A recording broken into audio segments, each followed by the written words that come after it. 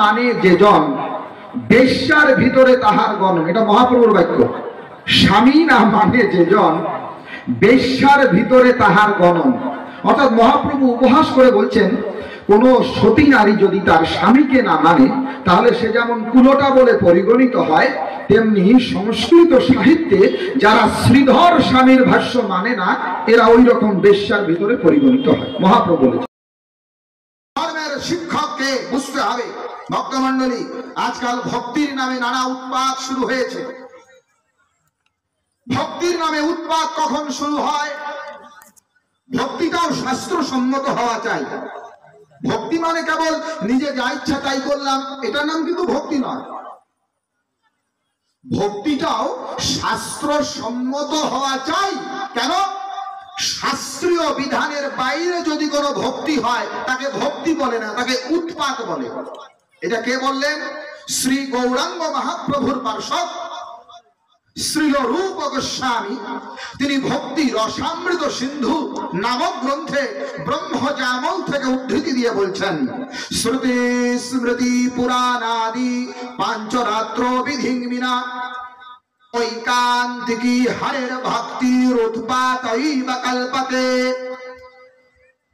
শ্রুতি মানে বেদ, স্মৃতি মানে ধর্মশাস্ত্র, পুরাণাদি আগম শাস্ত্র, এগুলো বাদ দিয়া রূপ গোস্বামী বলছেন ঐকান্তিকী, একেবারে হরি বলতে আছাড় খেয়ে পড়ছে।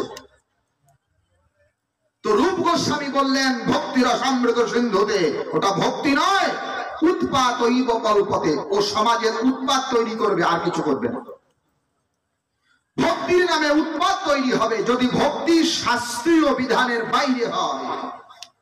অতএব ভক্তিটাও শাস্ত্রসম্মত হওয়া চাই। যারা বলছেন আমরা বৈষ্ণব, তাদেরকে বেশি করে শাস্ত্র মানতে হবে। আমি বলি নাই, স্বয়ং ভগবান বললেন শ্রুতি শ্রুতিযুক্ত আচারম।